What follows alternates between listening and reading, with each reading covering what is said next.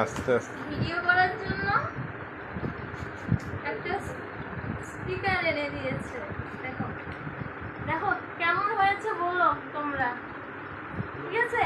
খুলে দেখো দুটো।